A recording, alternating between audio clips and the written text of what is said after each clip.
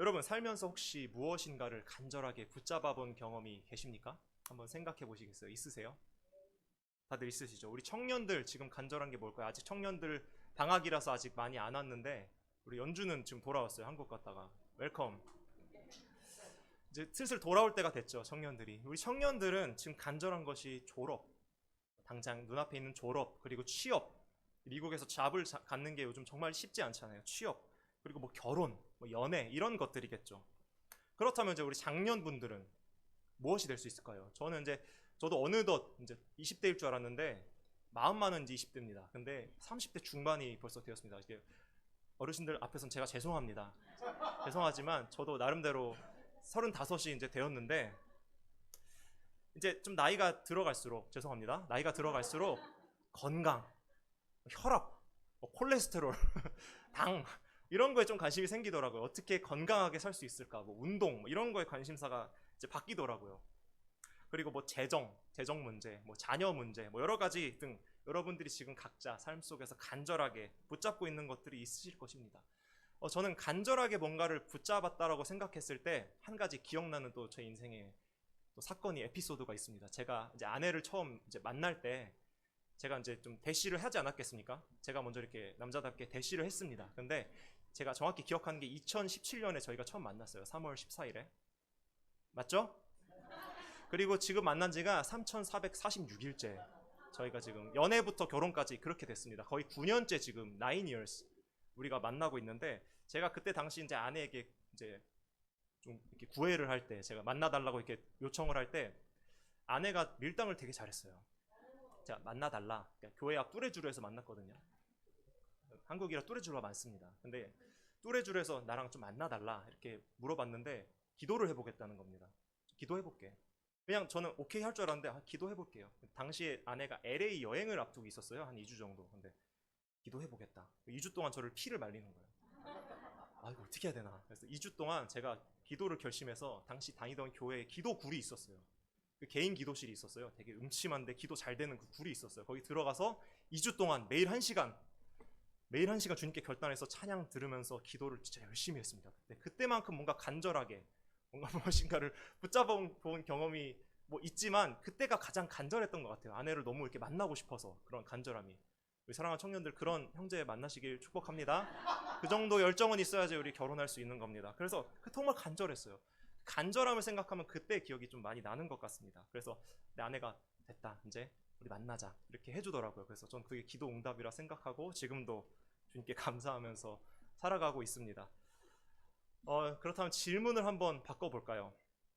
여러분 혹시 살면서 하나님을 간절하게 붙잡아 본 경험은 혹시 있으십니까? 오늘 본문을 보면 절망적인 상황 속에서 간절하게 주님을 붙잡았던 한 사람이 나옵니다. 바로 맹인 바디메오입니다. 오늘 이 바디메오의 이야기를 통해서 우리 성도님들 중에 혹시 지금 절망에 빠져 계신 분이 계시다면, 아무런 희망이 없는 그런 상황 가운데 처해 계시는 분이 있으시다면 절망에서 희망으로 나아가는 놀라운 은혜가 이 시간 함께 하시길 간절히 축복합니다. 예수님께서는 당시 이제 십자가 사명을 이루시기 위해서 예루살렘으로 향하던 길에 계셨습니다. 여러분, 예수님께서 2000년 전에 이 땅 위에 왜 오셨죠? 우리를 구원하시기 위해서 이 땅에 오셨죠. 하나님의 아들, 육신이 되어 처녀의 몸에 잉태되어서 이 땅에 2000년 전에 오셨죠. 그 사명을 이루시기 위해서 예수님께는 분명한 purpose, 비전이 있었어요. 사명이 있으셨어요. 그것은 바로 십자가였습니다. 예수님의 모든 공생의 3년의 사역은 그 십자가를 향해서 가는 여정이었어요. 그래서 그 사명을 이루시기 위해서 예루살렘으로 들어가시는 길목에 계셨습니다. 그래서 오늘 여리고 지역에서 사역을 하셨다는 건 그 십자가로 향하는 길목에 여리고에서 사역을 하셨다는 것을 우리는 알 수 있습니다. 이 당시 여리고는 이 부유한 사람들이 굉장히 많이 살던 도시였어요. 오늘날 뭐 강남, 한국의 강남 같은 곳이었던 것 같아요. 그래서 거지들이, 돈이 많은 사람들이 뭔가를 계속 주고 떡고물이 많이 떨어지니까 거지들이 많이 선호하는 곳이었다고 합니다. 그래서 저마다 한 가지씩 당시 거지들이 장애를 가지고 있었는데, 그런 거지들이 길가에 앉아서 이제 구걸을 했던 것이죠. 오늘 누가 좀 안 지나가나, 나에게 뭐 좀 안 주나, 돈 한 푼 안 주어지려나, 그런 희망 없이 절망 속에서 구걸을 하고 앉아 있었던 것입니다. 그래서 오늘 본문의 바디메오 또한 이처럼 길가에 나와서 구걸을 하고 있었던 것입니다. 이 눈도 멀었고, 맹인이라고 하지 않습니까? 이 바디메오가 눈도 멀었고 아무 희망도 없이, 뭐 당시에 뭐 장애인 복지 같은 게 있었을까요? 그런 것도 없었겠죠. 그냥 버려졌을 거예요. 그 미래가 그의 시야처럼 캄캄했을 것입니다. 그렇게 소망 없이 살아가고 있을 때 이 맹인 바디메오는 주님을 만나게 됩니다. 여기서 좀 한 가지 제가 묵상했던 게 마가복음 46절 한번 띄워주시겠어요? 주님께서는 무리가 아니라 한 사람에게 주목하셨다는 것을 여러분들과 나누고 싶습니다. 46절 우리 한번 같이 읽어볼까요? 시작.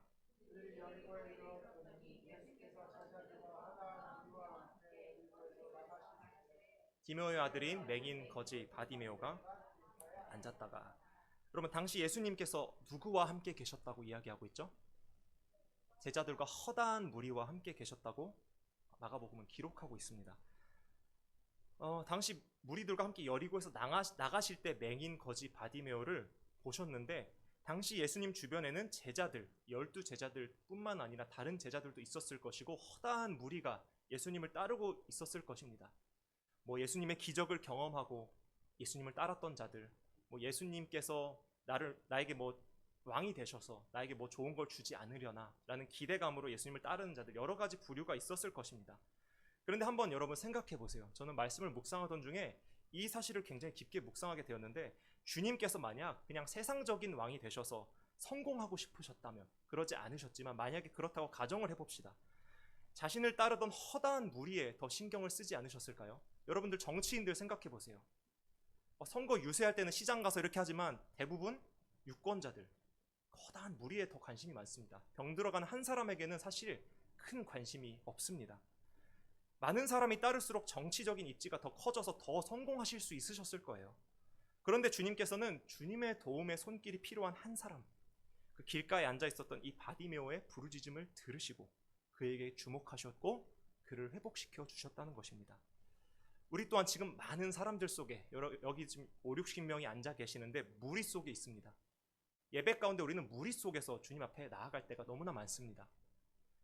하지만 우리가 반드시 기억해야 하는 사실은 이 예배의 시간, 주님께서 지금 나라는 예배자 한 사람을 찾고 계신다. 그리고 나라는 개인의 한 사람을 주님께서 부르고 계시고 내 부르짖음을 듣고 계시고 내 이름을 아시고 나를 알고 계신다는 사실입니다.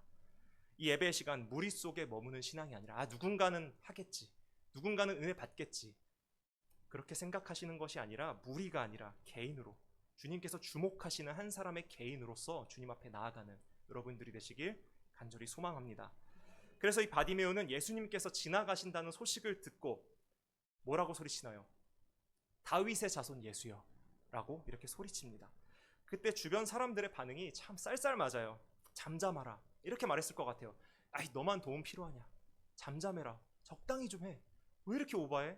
소리 좀 지르지 마, 잠잠해. 이렇게 바디메오를 캄다운 했을 것 같아요. 꾸짖었어요. 그럼에도 이 바디메오는 아랑곳하지 않고 더욱 크게 한 번 더 예수님의 이름을 부릅니다. 이 바디메오에게는 예수님 아니면 안 되겠다는 신앙의 간절함이 있었습니다.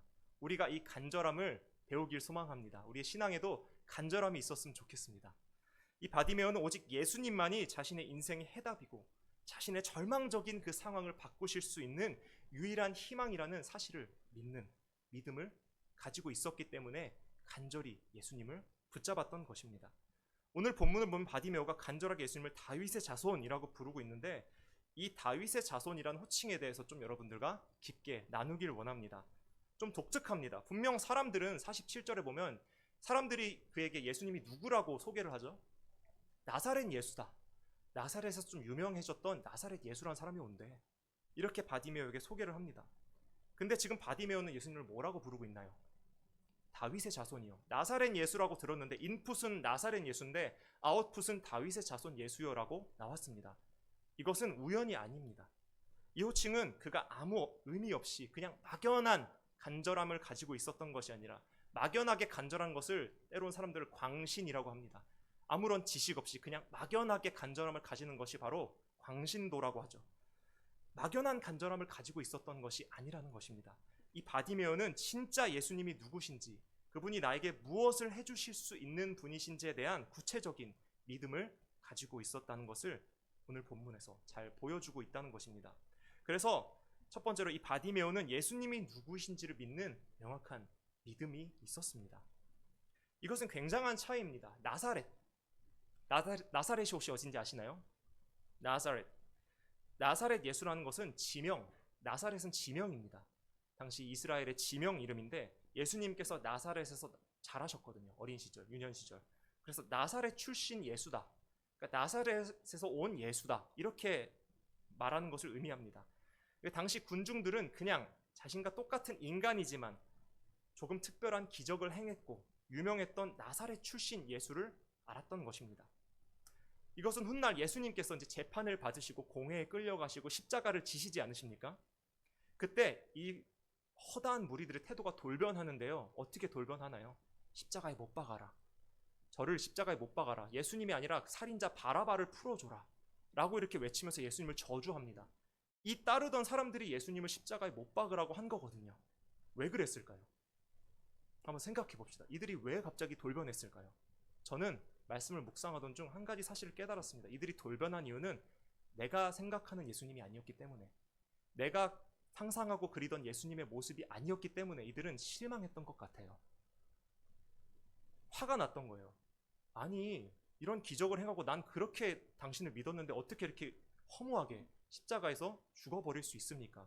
내가 믿고 알던 예수가 아니야, 이 사람은. 그러니까 내가 내 지식으로 알던 예수님을 그들은 믿고 있었던 것이죠. 예수님이 누구이신지보다 자신이 기대하고 바라던 예수님이 그들에겐 더 중요했던 것입니다. 하지만 오늘 바디메오는 조금 다르게 나사렛 예수여가 아니라 다윗의 자손 예수여라고 주님의 이름을 부르짖습니다.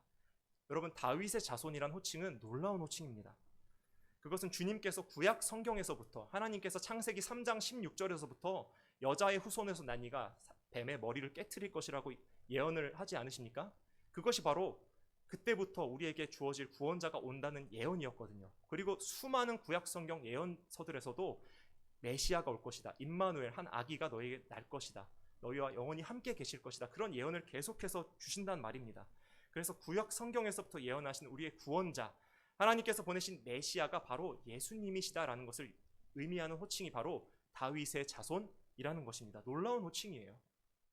바디메오는 예수님을 단순히 기적을 행하고 유명했던 나사렛 예수로 보았던 게 아니라 다윗의 자손, 자신의 소망 없는 삶을 진짜 구원할 수 있는 능력이 있으신 구원자로서 예수님을 믿었다는 것입니다. 오늘 본문의 앞전절을 보면 좀 재밌는 스토리가 나옵니다. 당시 주님의 제자였던 야고보와 요한이 등장하는데요. 이 제자들의 모습이 오늘 본문의 바디메오의 모습과 굉장히 극명하게 대비돼요. 이 제자들은 십자가 사건을 이제 앞두고 계신 주님께 갑자기 뜬금없이 이런 부탁을 합니다. 37절. 여짜오되 주의 영광 중에 우리는 하나는 주의 우편에 하나는 주의 좌편에 앉게 하여 주옵소서. 이렇게 예수님께 갑자기 청탁을 합니다.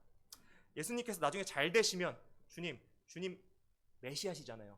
이제 멋지게 유대인이 왕이 되시면 그때 저를 꼭 기억해 주세요. 그래서 예를 들면 지금으로는 하나는 국무총리에, 이제 요한은 또 비서실장에 앉혀주세요. 주님, 저희 주님 믿습니다.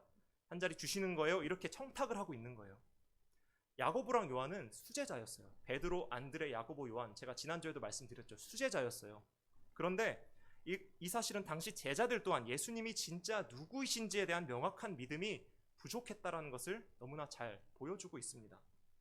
그래서 오늘 마가가 예수님에 대해서 너무나 무지한 이 제자들의 모습을 적나라하게 기록하면서 이 성경 저자가 기록한 이유가 있을 것 아닙니까? 그냥 의미 없이 기록된 게 아니라 뭔가 의도가 있었기 때문에 기록한 것 아닙니까? 그것은 바로 이 맹인 바디메오와 이 제자들 그리고 종교 지도자들의 모습을 비교하기 위해서 넣은 거라고 저는 생각합니다.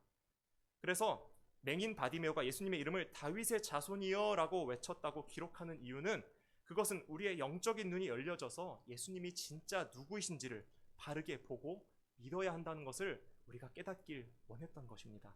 그냥 내가 바라고 생각하는 예수님 모습대로 예수님을 믿는 것이 아니라 진짜 예수님이 누구이신지, 왜 예수님이 무엇을 하시려 2000년 전에 나를 위해서 이 땅에 오셨는지를 우리가 생각해보고 그 사실을 바르게 깨닫고 믿길 원하셨다는 것입니다. 사랑하는 여러분, 여러분들은 예수님을 누구라고 고백하십니까? 한번 생각해 보시길 바래요. 나에게 예수님이 어떤 존재인가? 오늘날 많은 사람들이 예수님을 이렇게 말해요. 4대 성인 중 하나. 여러분 4대 성인이 누군지 아시나요? 공자, 소크라테스, 석가모니, 예수, 이렇게 4대 성인이에요. 저는 충격적이었던 게 위인전 보신 적 있으십니까? 어릴 때 위인전 있잖아요. 거기 예수가 있어요. 그냥 예수라고 딱 적혀 있어요. 위인전에. 위인전에 예수님이 같이 꽂혀 있는 거예요. 전 정말 좀 충격받았습니다. 아, 예수님을 진짜 세상은 위인으로 생각하는구나. 4대 성인 중 하나. 수많은 좋은 사람들 중 하나. 이순신 장군, 우리가 좋아하는 사람들 있잖아요. 세종대왕, 우리가 존경하는 분들. 그런 위인들 중 하나. 아이, 난 죄, 구원 그런 건 잘 모르겠고요. 그냥 예수님의 사랑의 정신과 그분이 보여주셨던 가르침이 좋아서 예수님이 따릅니다. 전 실제로 이렇게 말씀하시는 분도 많이 보았어요.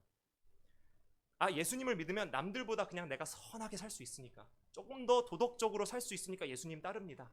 이렇게 고백하는 분들도 저는 종종 보았습니다. 물론 우리가 제자로서 예수님의 삶을 본받는 것이 마땅합니다. 하지만 예수님은 그냥 우리가 도덕적으로 올바르게 살기 위해서, 그것을 돕기 위해서 오신 도덕 선생 정도가 아니시라는 것입니다.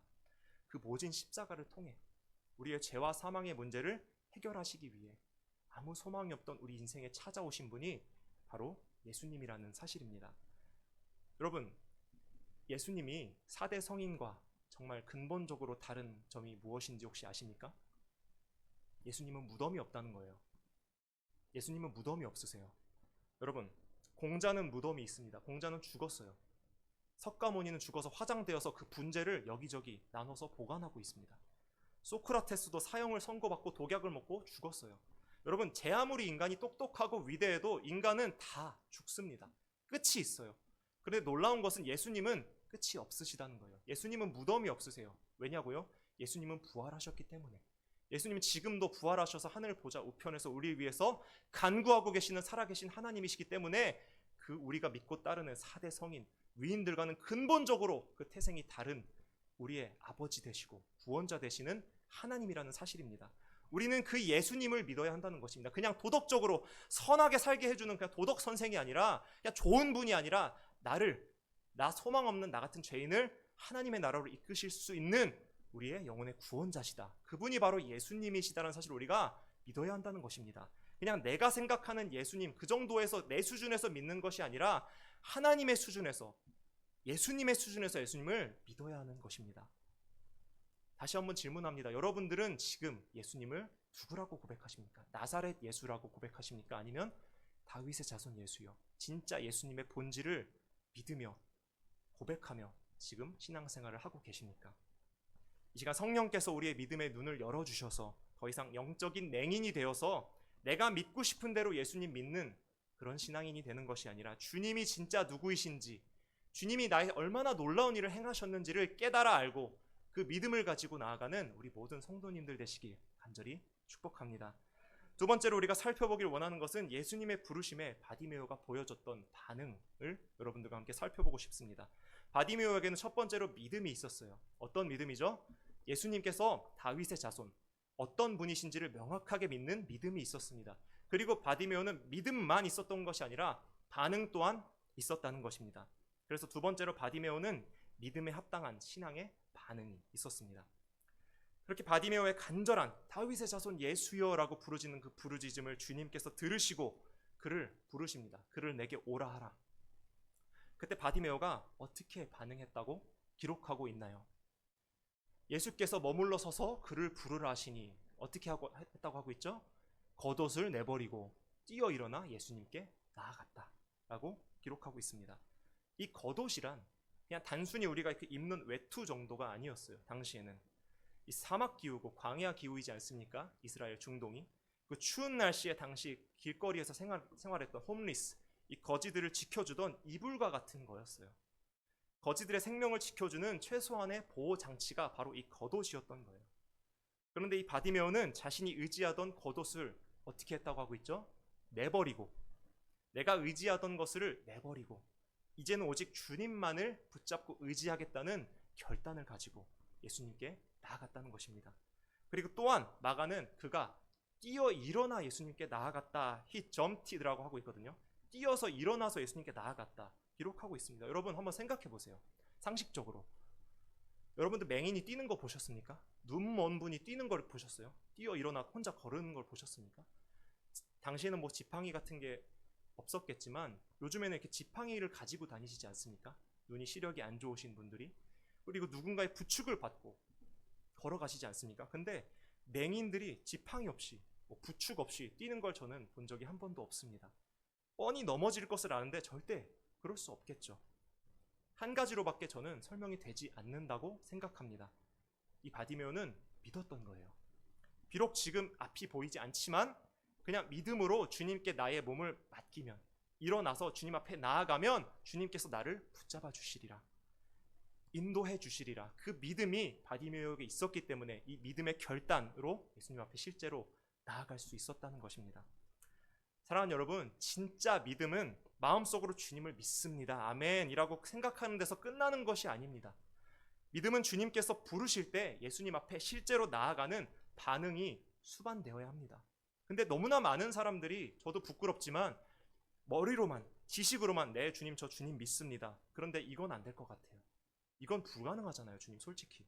이렇게 생각할 때가 너무나 많다는 것이죠.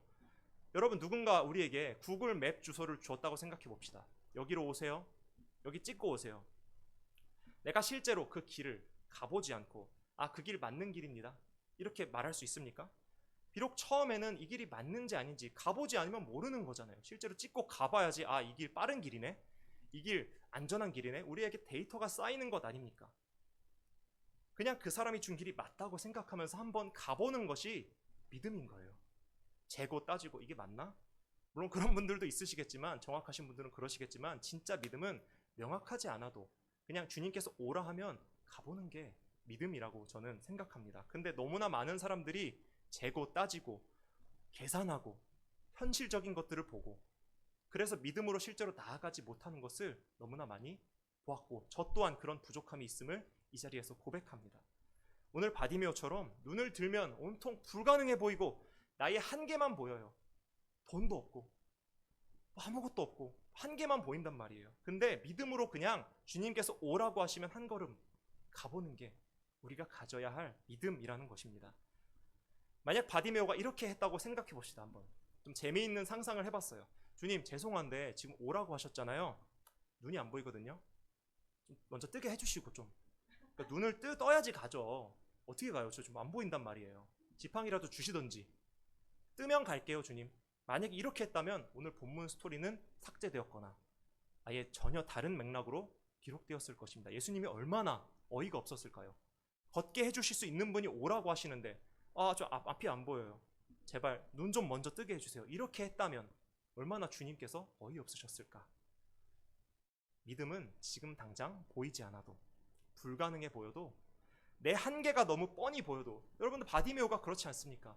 지금 일어나서 달려가면 넘어질 걸 뻔히 아는데 어떻게 뛰어서 겉옷을 내버리고 달려갈 수 있었냐는 거예요. 믿었기 때문에, 주님께서 붙잡아 주시고 내 삶을 인도해 주실 거라는 믿음이 있었기 때문에 결단하고 주님 앞에 그의 삶을 맡겨드렸던 것입니다. 그것이 바로 믿음입니다. 주님께서 오늘 우리에게도 이 믿음을 원하십니다. 진짜 하나님이 누구신지를 믿는다면 그냥 지식으로만 하나님 계시지, 하나님 좋은 분이시지 해서 끝나는 것이 아니라 그 믿음에 합당한 반응으로서 내 삶을 결단하여 주님 앞에 나오길 주님께서 원하신다는 것입니다. 비록 연약하고 부족하더라도 일단 믿음으로 나오면 주님께서 우리의 삶을 붙잡아 주실 것이고 책임져 주실 것임을 믿습니다. 그 믿음 가지고 주님 앞에 담대히 나아가는 모든 성도님들 되시길 간절히 축복합니다. 오늘 본문 52절을 보면 바디메오가 어떻게 주님을 믿고 구원을 받았는지 그 비결이 잘 나옵니다. 52절 우리 한번 같이 읽어볼까요? 시작. 예수께서 이르시되 가라, 내 믿음이 너를 구원하였느니라. 뭐라고 기록하고 있죠? 그가 예수님을 통해 구원을 얻을 수 있던 비결이 있는데 예수님께서 뭐라고 하시나요? 내 믿음이 너를 구원하였다. 예수님께서 인정하셨다는 거예요. 너의 간절함이 아니라, 간절함도 있어야겠지만 그 믿음이, 나를 붙잡고 내게 너의 삶을 맡기는 그 믿음이 너를 구원했다라고 예수님께서 바디메오에게 말하고 있는 것입니다. 믿음. 나는 불가능하지만 여러분들 나 자신을 보면 불가능하고 한계밖에 안 보입니다. 그런 말씀 있지 않습니까? 사람으로는 할 수 없으되 하나님으로는 그렇지 아니하니 하나님으로서는 무엇이든지 하실 수 있다라는 말씀이 있습니다. 나에게 불가능해 보이는 것들 주님 앞에 가져가면 가능성이 되는 것입니다. 주님은 가능하다는 사실을 믿으며 주를 향한 믿음 가지고 우리의 희망이 되시는 소망이 되시는 주님 붙들고 나가는 우리 모두가 되길 간절히 소망합니다. 말씀을 마무리하려고 합니다. 이 마가복음의 저자인 마가는 바디메오가 이제 치료를 받고 내가 보기를 원합니다 라고 했을 때 주님께서 그를 고쳐주시고 치료받는 거에서 그 내용을 끝내고 있지 않습니다. 흥미로운 것은 한 절을 더 덧붙인다는 것입니다. 저는 이것이 예수를 만난 인생의 결론이 되어야 한다라고 생각합니다. 굉장히 중요한 결론이라고 생각합니다. 대부분의 사람들은 내가 잘 되고 치료받고 끝나요. 그런데 마가는 거기서 끝난 것이 아니라 한 가지 더 단계가 있다라고 우리에게 도전하고 있는 것입니다. 그래서 세 번째는 육신의 치유에서 그치지 않고 바디메오가 제자의 길을 걸어갔다라는 것입니다. 우리 52절 보면 바디메오가 치료를 받고 어떻게 행동했다라고 기록하고 있죠. 그가 곧 보게 되어 예수를 길에서 따르니라. 주님을 따랐다라고 기록하고 있습니다.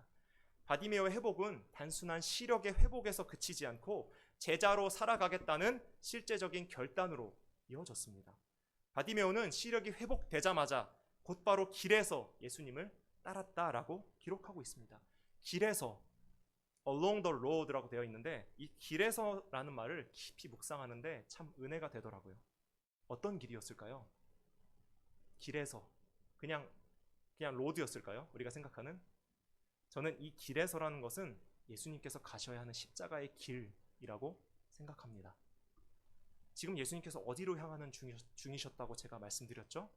예루살렘으로 향하고 이제 곧 인간의 우리를 구원을 위해서 십자가를 지시는 그 길에 계셨습니다. 바디메오는 그 길을 따르기로 결단했다는 것입니다. 바디메오는 이제 눈을 뜨고 보니 깨닫게 된 것입니다. 예수님께서 걸어가시는 이 십자가의 길이 내 인생에서 진짜 가치 있는 일이구나. 그리고 소망 없던 나에게 진짜 유일한 희망이 되는 길이 이 십자가의 길이구나. 주님께서 걸어가신 그 길을 따라가는 길이 진짜 나에게 희망을 주는 길이구나라는 것을 바디메오는 깨닫게 된 것입니다. 그래서 주님께서 가시는 그 십자가의 길, 예루살렘으로 향하는 여정에 자신의 남은 인생을 헌신하기로 결단하여 그 길에 동참했던 것입니다. 제자가 아니라 무리, 제가 방금 말씀드렸던 무리, 구경꾼에 머무는 신앙은 주님께서 아무리 은혜를 베풀어 주셔도 내가 그냥 좋은 거 얻고 내가 치료받으면 제 갈 길을 갑니다. 주님의 말씀에 순종하여 주님을 따르겠다는 헌신이 아니라 그냥 내가 성공하기 위해, 내가 더 잘되기 위해 주님이 필요할 뿐 나의 인생을 주님께 드리고 주님의 일에 내 인생을 헌신하는 것에는 별로 관심이 없습니다. 그것이 무리이고 구경꾼의 신앙입니다. 주님보다 나에게 더 초점을 맞추는 것이죠. 그런데 제자는 달라요. 제자는 내가 생각하고 바라는 환상 속의 예수님을 따르는 것이 아니라 진짜 성경에서 말하는 진짜 예수님 그 자체가 어떤 분이신지를 믿는 그 본질적인 것을 붙드는 믿음이 있고, 그리고 이제 내가 치유받는 데서 끝나는 것이 아니라 이제 나의 삶을 결단해서 주님을 따르겠다는 그 결단을 가지고 그 십자가의 길을 따라가는 자들이 바로 제자라는 것입니다. 나보다 주님께 더 초점을 맞추며 나아가는 자들이 바로 제자라는 것이죠. 오늘 바디메오의 삶이 진정한 제자, 그 제자로서의 삶의 모습을 너무나 우리에게 잘 보여주고 있는 것 같습니다. 사랑하는 여러분, 말씀을 마치려고 합니다. 여러분들은 우리의 인생의 유일한 구원자, 위로자, 치료자가 되시는 주님을 혹시 지금 만나셨습니까? 예수님을 만나셨고 구원 받으셨음을 지금 혹시 고백하시고 믿으십니까? 아멘. 오늘 바디메오처럼 눈을 뜨셨습니까? 그렇다면 이제 더 이상 그냥 나의 필요를 채우는 신앙에 머무는 것이 아니라 오늘 본문의 바디메오처럼 이제 내 삶을 들여 주님을 따라가는 그 십자가의 길, 제자의 길로 나아가기를 헌신하는 우리 모두가 되길 간절히 축복합니다. 바디메오의 절망적인 상황은 예수님을 만나면서 희망으로 바뀌게 되었습니다. 그 희망은 단순히 내 문제가 해결되었다는 것에서 끝나는 것이 아니었습니다. 진짜 내 삶의 유일한 희망이 예수님임을 믿었던 것이, 진짜 그 희망 되시는 예수님을 만났던 것이 그에게 진짜 희망을 주는 사건이었다는 것입니다. 예수님을 만났던 것이 절망 속에 있었던 그의 인생을 희망으로 바꿀 수 있었다는 것입니다. 그런데 우리는 너무 많이 그 기적 자체, 바디메오가 예수님 붙잡아서 잘 됐대, 눈 떴대, 여기서 끝난단 말이에요. 그런데 우리의 신앙은 그게 아니라 예수님을 만났대. 진짜 희망 대신 예수님 만나서 삶이 변화됐대. 그게 우리의 진짜 희망 아닙니까? 그것이 우리의 진짜 유일한 위로고 희망입니다. 예수 그리스도, 그분 내 안에 모신 것, 그분 따라서 살아가는 것, 그 십자가의 길을 내가 걸을 수 있게 된 것, 주님의 자녀가 된 것이 나에게 있어서 진짜 희망이고 복된 길이고 소망이라는 사실입니다. 혹시 지금 이 자리 가운데 앞뒤가 꽉 막힌 것 같은 절망적인 상황 가운데 계시는 분들이 혹시 계십니까? 그렇다면 우리가 의지할 수 없는, 결국 다 변하고 떠나게 되는 이 세상의 것들을 의지하지 마시고, 그것 붙들지 마시고 우리의 유일한 희망이 되시고 우리의 영원한 소망이 되시는 예수 그리스도 한 분 붙잡는 믿음으로 주님 앞에 나아와 온전한 회복을 경험하는 참된 희망을 누리며 살아가는 우리 모든 아이와 은혜교회 성도님들 되시길 간절히 축복합니다.